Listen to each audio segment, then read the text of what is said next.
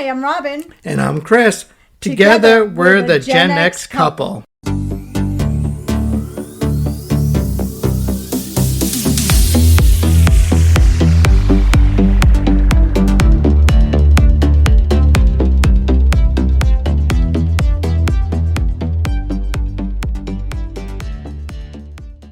Hey guys. Take one. Hello, everyone. We did last week's in take one, although I've resolved to speak slower and clearer during this episode so that I can read my own writing and I say everything the way I want to say it. So here we go. It's that time of year, and today we're diving headfirst into back to school trivia. All right, okay, that doesn't work. Still on take one! I just can't talk that slow. It's not natural. Whether you're a student gearing up for another year, a teacher getting ready to shape young minds, or just someone who loves a good trivia challenge, this episode is packed with mind-blowing facts, multiple choice questions, and interactive challenges that will test your knowledge and make you say, wait, that's real? And I just wanted to say that this school year is going to be our last for our youngest. I forgot about that. You just made me sad. It's our baby. He's a senior in high school. Yeah. This is our last year of public school. Yeah. Aw, now you just made me mopey. Well, how about our middle child? He'll be gearing up for the school years for the next 30 years. That's true, because he's going to be a teacher, but he still has one extra semester. So he's, I guess, technically still in his junior year. So he's going this full coming year, and then he's got one extra semester tacked on to the end. Yeah. But still. So then he'll have a first day of school. He will. I interrupted you. Sorry. So grab your Should I interrupt you again? Yes. So grab your number 2 pencil, put on your thinking cap, and let's jump into the ultimate back to school trivia challenge. Okay. I'm going to try not to lose it. He hasn't had a slip up in a while. That wasn't a slip up. Scroll isn't a slip up. Instead of school, you said scroll. I didn't say scroll. Yes, you did. Okay. I know I said last week or the week before that I don't listen to these episodes, but guess what? I'll be listening to this one when it comes out because you said scroll. Anyway. That at least got me out of my sadness about our youngest, his last year in high school, because now I'm trying not to laugh at you. Did I ever talk about the pankaki incident? I don't know if I know I talked about it on here once, and then we ended up re-recording it because I think I couldn't get a hold of myself or I messed up in some other fashion. But this seems like the perfect time before we're really into the episode to talk about the pankaki incident. Are you going to be able to make it through the whole episode? I don't know. I haven't talked about it in a while, and I end up in tears every time I talk about this. But you guys know that Chris has trouble pronouncing things sometimes. We all know this. So we were in New Hampshire last summer, so like the summer of 2024, and we were with the 2 youngest boys. They were across from Chris and I in a booth in New Hampshire at this amazing restaurant that we love to go to for breakfast. It's called Flapjacks. Not sponsored. Great breakfasts. It's in Lincoln, New Hampshire. I always get the French toast. It's amazing. So the boys had ordered, I ordered, and Chris was last to order.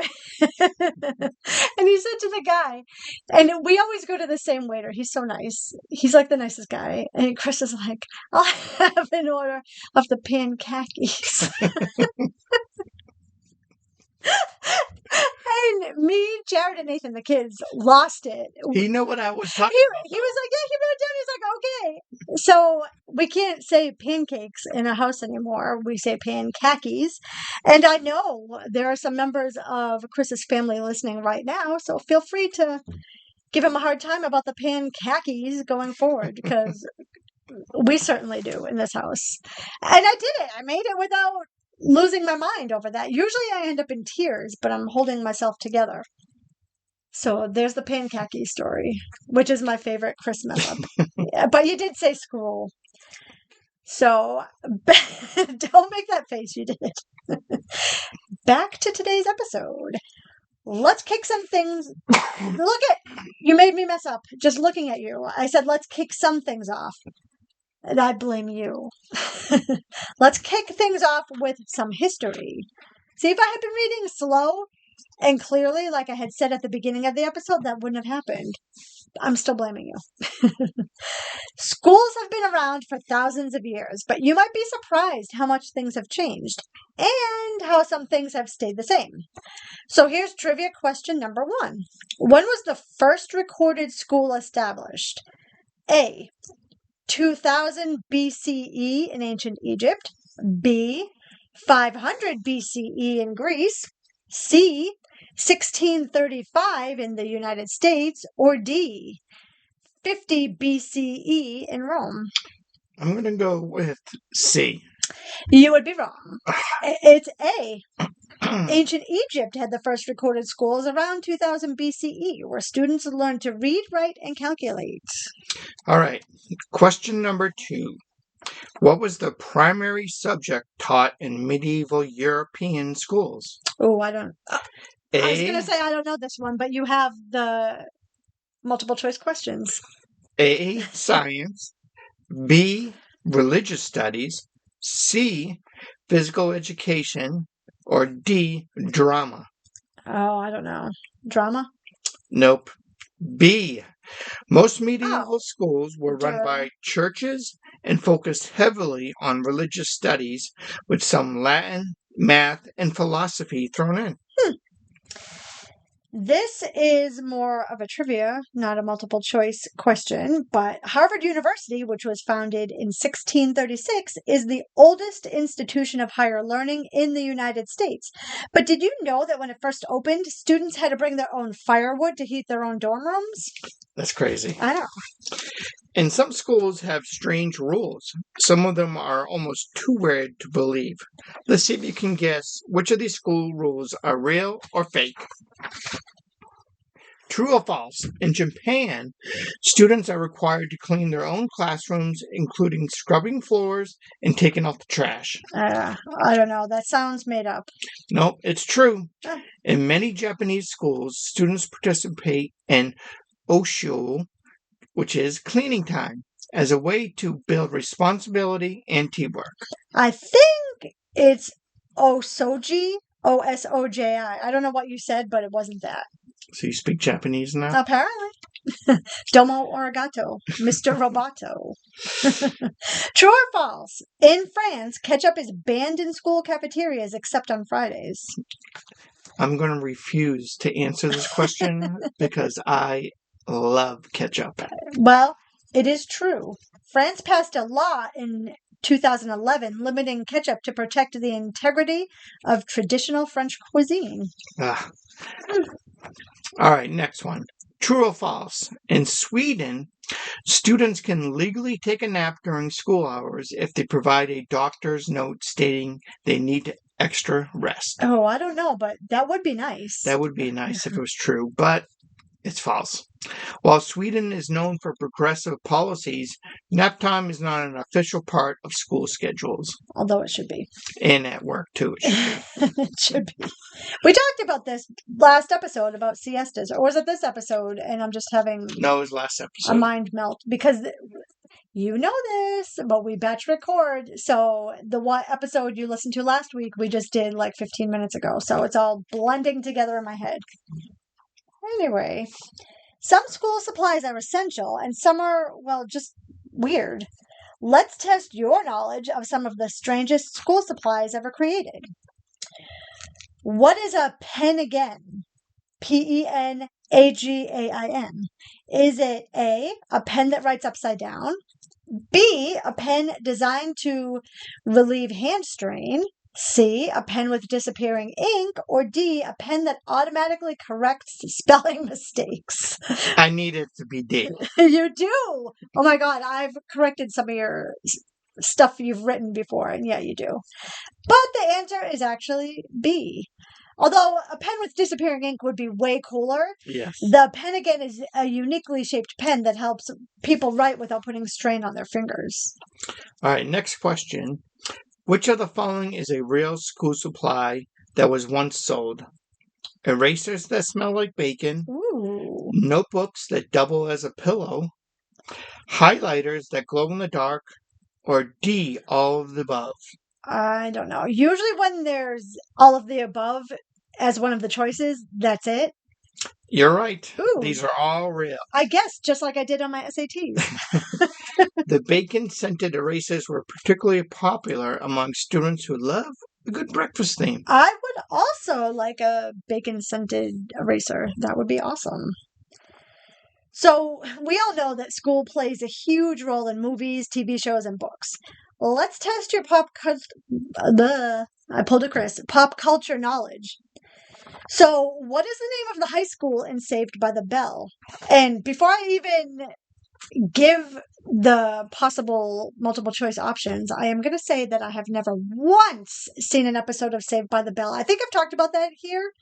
I refused to watch it because that was the first live action show on Saturday mornings. And that was the beginning of the end for Saturday morning cartoons. So I boycotted it back in the 80s when it premiered, and I still boycott it to this day. I know the characters, most of them, but I've never seen an episode, and I never will. I'm taking a stand. But anyway, back to the question. What is the name of the high school in Saved by the Bell? And I wouldn't be able to answer this if I didn't have it written down, by the way, because, again, I've never seen the show. Is it Riverdale High, Bayside High, Sunnydale High, or Greendale High? Well, fortunately, I've seen every episode, and I know it's B, Bayside High. You are correct. Wasn't Sunnydale High Buffy? Yes. Yeah. And Riverdale High is Riverdale, Yep. which was a CW show. I don't know what Greendale High is. Do you? No. I have no idea what that is. But anyway, yeah, you were right. And the next trivia question is for Harry Potter fans out there. This is a pretty easy one, so I know you guys are going to get that. Especially if Alice or Wesley is listening. I know they're my niece and nephew, and I know they're Harry Potter fans. So in Harry Potter, what subject does Professor Snape teach? Is it defense against the dark arts, potions, charms, or transfiguration? You know this, Christian. I do. I know it was potions, but did he eventually teach defense against the dark arts later? Yes. Well, yes, for a little bit, yeah. He's the potions master for most of the series, but he did teach defense against the dark arts in the Half-Blood Prince. All right, so this one's going to be a rapid fire round. I'll give you a question, and you have 5 seconds to answer before I read the correct response. Ready? Ready. How many colors are in a standard pack of Crayola crayons? I don't know. Is it the 8-pack, the 64-pack? There's a 64-pack. Standard size. I don't know. 24. Oh, yeah, it is 24. And I should have known that. Shame on me as a mother, because I've bought many packs of crayons. What's the name of the book-loving girl in Matilda? I don't know. I've never seen Matilda. I've seen Matilda 100 times. I know that there was a teacher who was really mean, so I didn't want to watch it. What was she? The gym teacher. She made a kid eat a whole cake. What? I don't even know her name. I can't remember her name. But that's why I didn't watch Matilda, because I don't like things where people are mean to kids. But her last name is Matilda Wormwood. Oh, okay. Never would have guessed that one. All right. Which country has the longest summer vacation? Oh, I don't know. Not us, I can tell you that. It's in Europe. Mm-hmm. How about this hint? A boot. Italy. Correct. Students get 3 months off there. Ooh, that's awesome. As they should. Every kid should. Yeah, no, every kid listening is going to be asking their parents to move to Italy. Italy now. All right, what's the most popular lunchbox item in the United States?